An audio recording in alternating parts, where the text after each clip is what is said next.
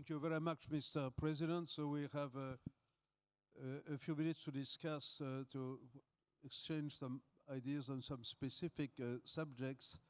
My first question would be looking at the increasing chaos today in the world.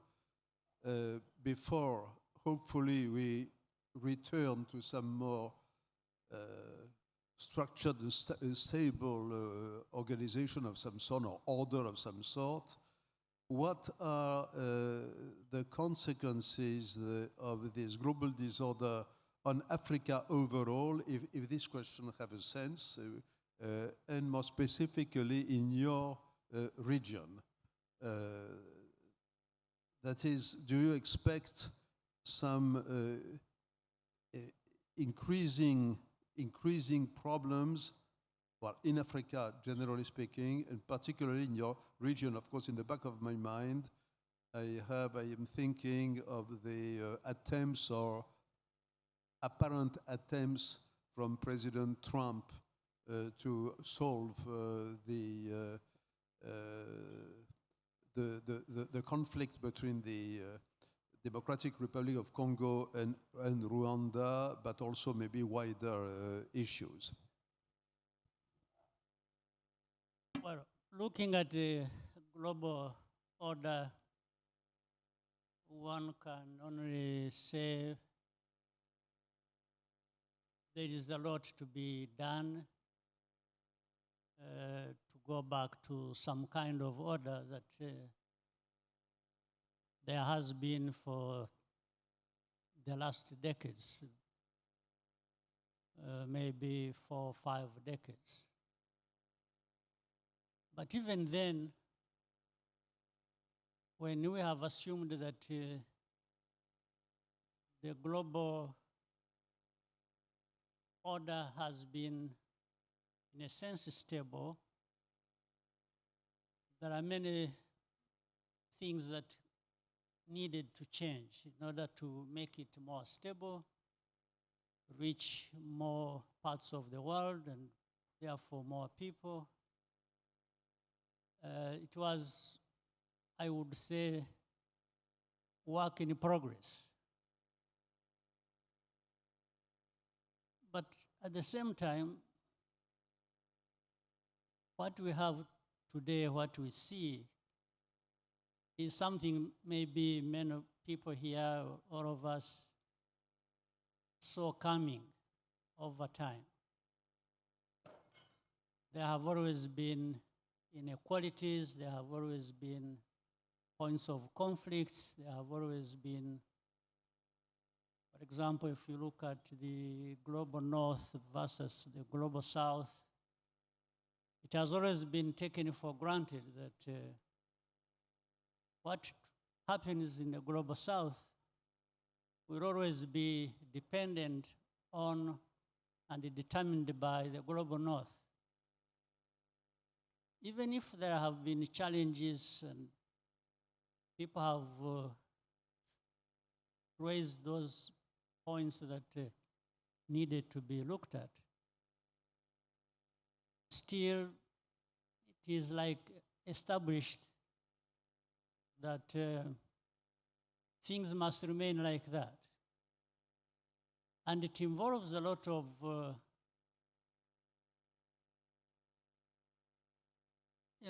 if we look at the big powers, when anything threatens their interests, they have a carte blanche. They will do anything, anyhow, and nobody should complain. When the smaller countries, even maybe middle powers,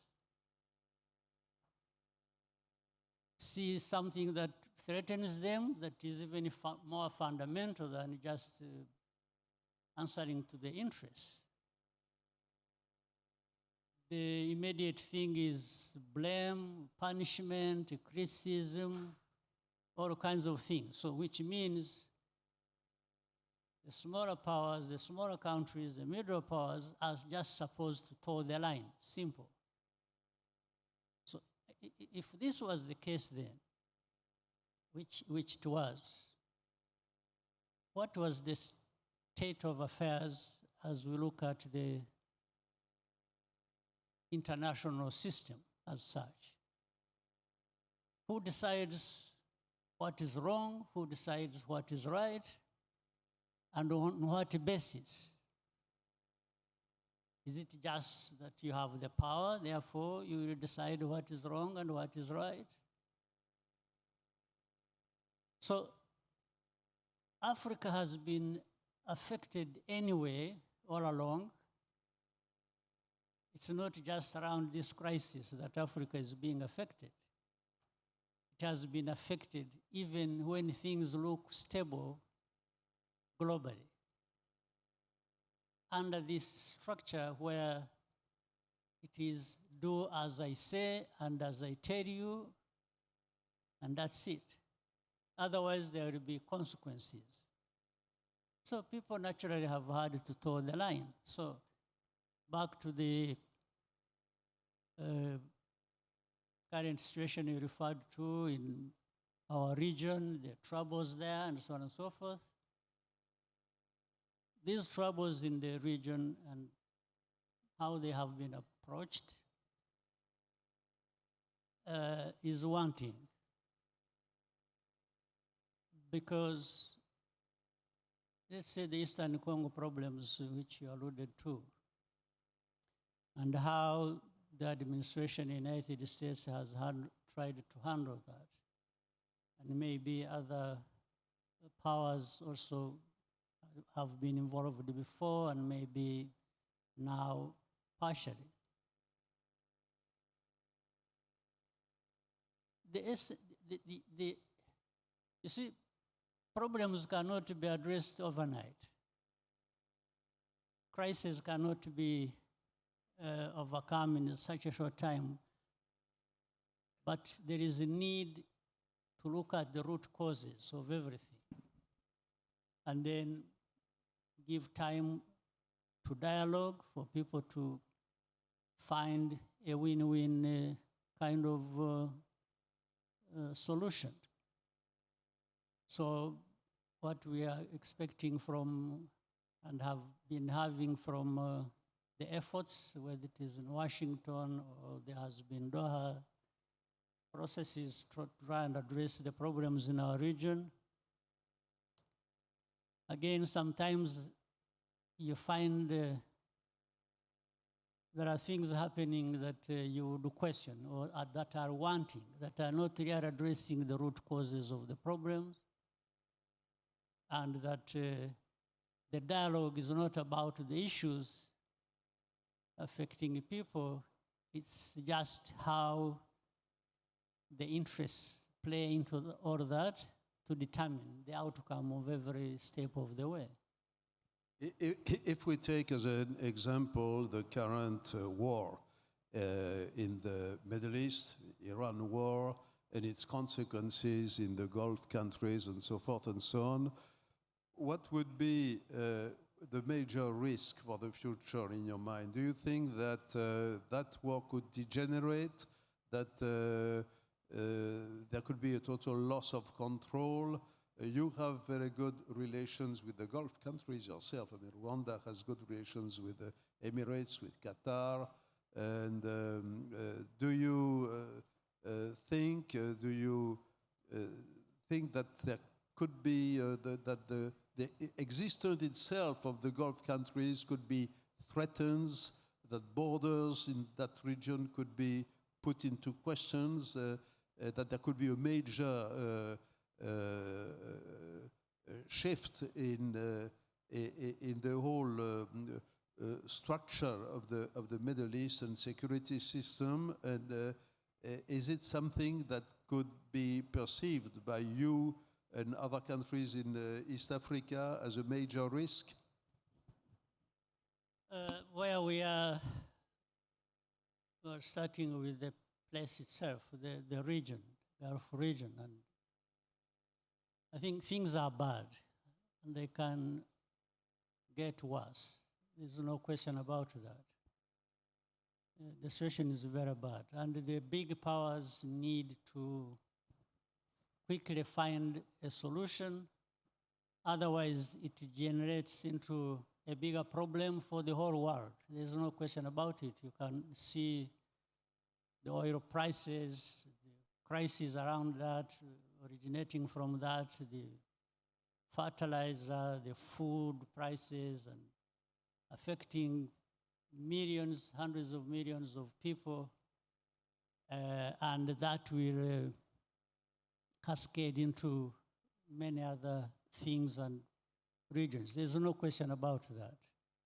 There is that potential of things getting worse, and for everybody. So it's not going to remain confined in that region. The region is already suffering, of course, and then with that, what is expected, what the whole supply chain of things that people expect originating from there are being, things are being crippled and with the clear consequences. So something needs to be done. But we can look to the big powers to say, do something about it. Otherwise, a small country like mine or Africa itself doesn't have much say here in this, other than having to pay a very huge price for what is happening from there. So I will end this conversation by asking you two questions, but two related, inseparable questions about the so-called West. You know, the number one question is, in your judgment, because these matters are matters of judgment above all. You cannot make specific predictions, but do you think that the Trump phenomenon is a historical accident, or do you think that it will change in a significant and lasting way the governance of the United States and the way it looks at its role in the world? And the second question is about Europe, because I think that if we agree that the future of Europe depends very much on the future of the United States itself, and if the Trump phenomenon will have lasting effects, not only for 1, 2, 3, 4, 5 years, but for 20 years maybe, that changes a lot the conception that it might have of Europe. And in that case, how do you see the future of Europe, of the European Union? And in your judgment, what should be, even in that case, the role of the European Union vis-à-vis Africa in general? Do you think the Europeans could play a significant role, a positive in your judgment, and to contribute to stabilize also at least the African geopolitics? Well, I'll talk more about the West than Trump. I think the West is what has produced whoever you want to name to emerge, to be where. So, but the West, I think, has taken things for granted, in my view. Taken things for granted that they know everything, they have everything, they can decide on everything, and the others who are not from the West don't matter. They will just anyway toe the line, and that's it. So what is happening in the West today, producing any leader that is there or that will come in the future,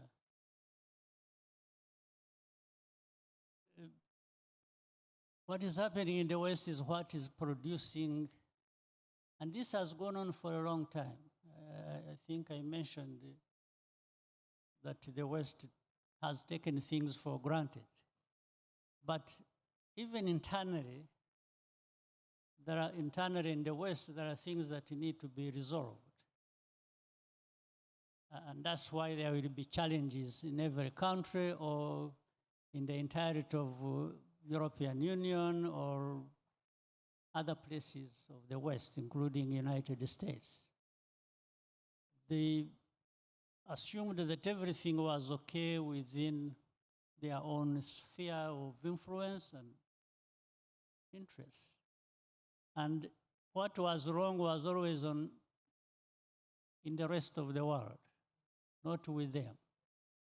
But I think there are people also in the West. There are people, there are leaders, there are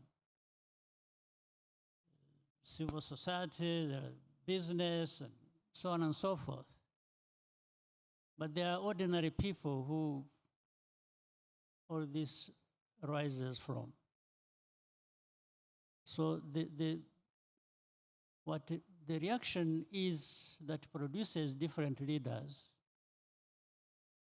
that people may either appreciate or complain about or do that is the contradiction within the society that has not been properly addressed, and as I said, that people took for granted, but in the end, it has to find a way to surface, and you have to deal with it.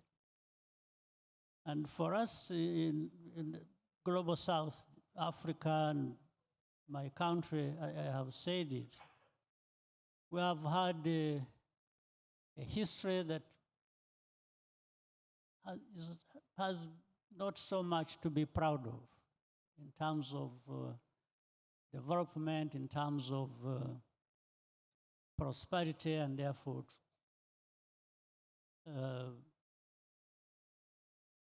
the stability.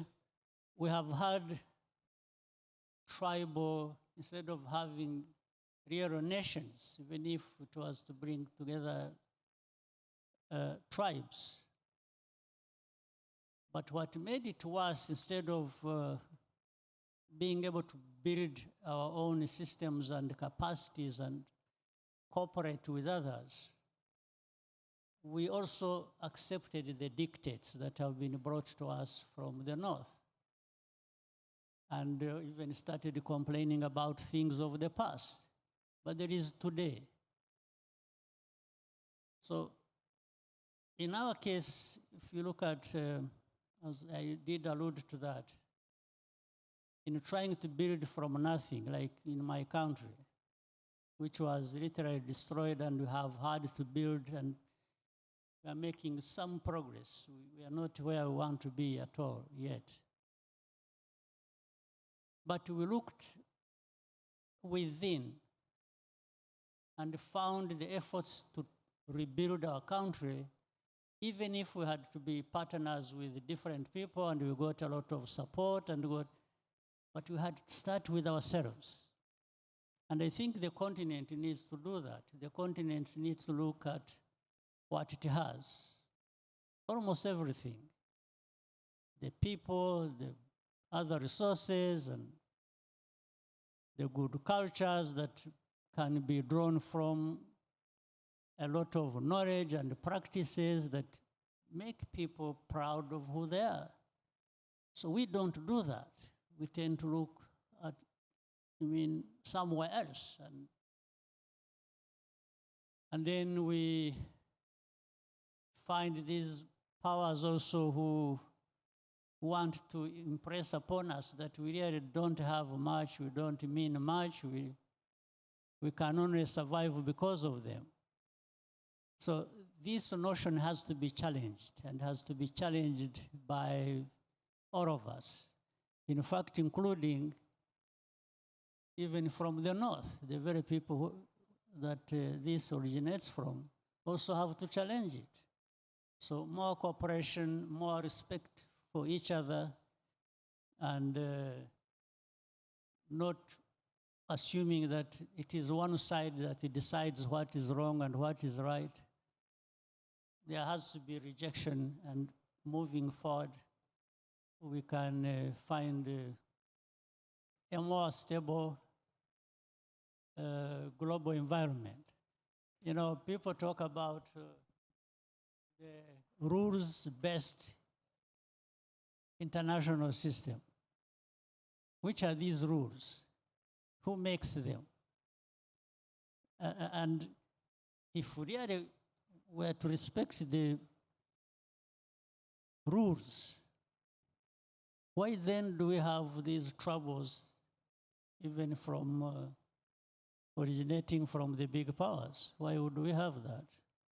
So there is a lot of work to do for all of us. Even from small countries like mine, we can at least raise a voice and shout and say, maybe if we did this, we could. So everyone should have some space to express themselves and contribute what is good for everyone and for the rest of the world. Mr. President, thank you very much. I think it's time now for everyone to eat a little bit. By the way, we started to work this morning at 8:30, and even though many of our friends told me that we have not worked enough, but nevertheless, I think it is reasonable to wind up now. I would like to thank you for your words of wisdom, actually, because there are important things that have to be said and repeated and explained. Thank you very much. And I would recommend everyone here in this room who sometimes speak or comment about Rwanda, I would like to ask all of them to follow my example and to visit Rwanda. I can tell you, You're it's welcome. a fascinating event. Absolutely welcome. Thank you. Thank you.